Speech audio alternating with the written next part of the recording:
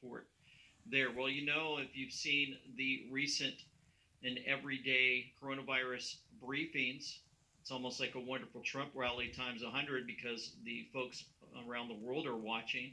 The DHS Undersecretary for Science and Tech was there, and he said this. And while that's coming up, our most striking observation to date is the powerful effect that solar light appears to have on killing the virus, both surfaces and in the air. We've seen a similar effect with both temperature and humidity as well, where increasing the temperature and humidity, or both, is generally less favorable to the virus. So let me illustrate with this first slide. If you look to the right, you'll see that term half-life with a bunch of timestamps on there. First, let me tell you what a half-life is. We don't measure the virus as far as how long it will live on the surface. We have to measure the decay of the virus in terms of its half-life, because we don't know certain elements. We don't know how much a person expectorates when he spits, right? When he sneezes, whatever the case may be, we don't know how much virus is in there. So that has a bearing on how long the virus is going to be alive and active. So we measure it in half-life, because half-life doesn't change. So if you look at an 18-hour half-life, what you're basically saying is that every 18 hours, the life of the virus is cut in half. So if you start with 1,000 particles of the virus, in 18 hours you're down to 500. In 18 hours after that, you're down to 250, and so on and so forth.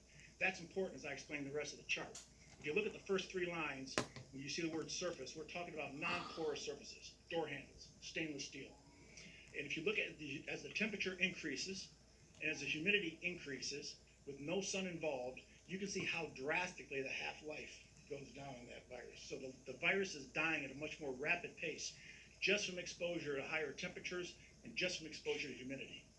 If you look at the fourth line, you inject the sunlight into that, you inject UV rays into that, the same effects on line 2 at 70 to 75 degrees with 80% humidity on the surface, and look at line 4, but now you inject the sun, the half-life goes from 6 hours to 2 minutes.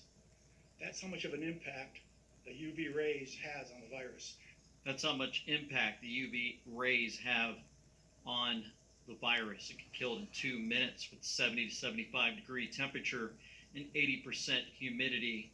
Solar would be the summer. So that was a lot of information to drop on us suddenly. Didn't expect it. CJ True, thank you so much for what is coming out from that Twitter feed. This was an appropriate tweet from Trump's heat announcement today at the COVID-19 presser. The president said, when you can't make them see the light, make them feel the heat. That quote's from Ronald Reagan, great president. Breaking 9/11 put this video out. President Trump, suppose we hit the body with a tremendous light that hasn't been checked. Listen to him and watch him, and then I'm going to play the video on the right side. I want you to notice something. So, supposing we hit the body with a tremendous, whether it's ultraviolet or just very powerful light, and I think you said that hasn't been checked, but you're going to test it. And then I said, supposing you brought the light inside the body, which you can do either through the skin or in some other way. And I think you said you're going to test that too. Sounds interesting. Right, and then I see the disinfectant, where it knocks it out in a minute, 1 minute. And is there a way we can do something like that by injection inside or almost a cleaning? Because you see it gets on the lungs and it does a tremendous number of lungs. So it'd be interesting to check that. So that you're going to have to use medical doctors with. But it sounds interesting to me.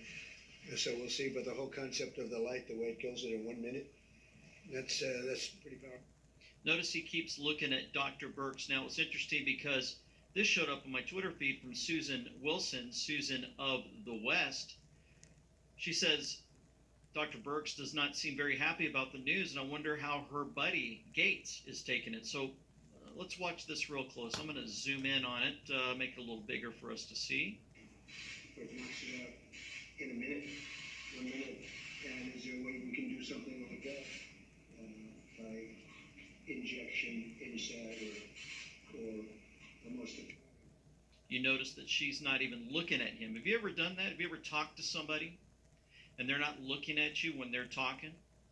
And I noticed the president just kept bringing that up about testing with this light. And he kept looking at Dr. Birx. And that's just one of those things, right? Humanly, when we look at somebody, we're hoping that they acknowledge what we're telling them. And it sounded like it looked like she didn't want to even acknowledge the president. And we've been learning a lot about Dr. Birx and Dr. Fauci. And I am human. You're human. And we come together and we look at these news pieces. We see other channels that are producing great information. DHS, SciTech, has a Twitter feed, and they put number one findings from S&T's National Biodefense Analysis and Countermeasures. COVID-19 virus is inactivated quickest with direct sunlight, both on surfaces and in air. There are still unknowns about transmission, plus more work needs to be done before it's safe to return normal life. Number two, NBACC found that COVID-19 virus does not survive well in saliva as temperature, humidity increases. The virus inactivates quickest in the presence of direct sunlight, plus appears to survive best in indoor dry conditions. And it seems like this was tried in the past. I'm not going to get into history. I just wanted you to see that picture there on the right where it looks like they brought folks out to direct sunlight to counterattack another pandemic. Okay, we have the unmasked bandit at no noose name. Those observations led to application of UBI in patients suffering from pneumonia in a series of 75 cases in which the diagnosis of pneumonia were confirmed by x-rays. All patients responded well to UBI, that's ultraviolet blood irradiation, with a rapid fall in temperature. So I took this link that they posted, and it took me to this place, the U.S. National Library of Medicine, National Institutes of Health. And folks, I put the link, and almost everything that I cover is in the description box below with links. I do that as I collect this information because I know that it's valuable for you to go and look at it for yourself, because I only have enough time to grab bits and pieces to show you what I can find here.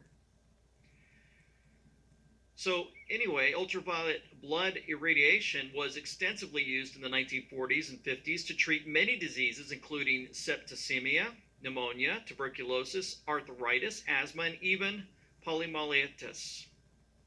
The early studies were carried out by several physicians in USA and published in the American Journal of Surgery. However, with the development of antibiotics, the use of UBI declined, and it is now being called, quote, the cure that time forgot, unquote.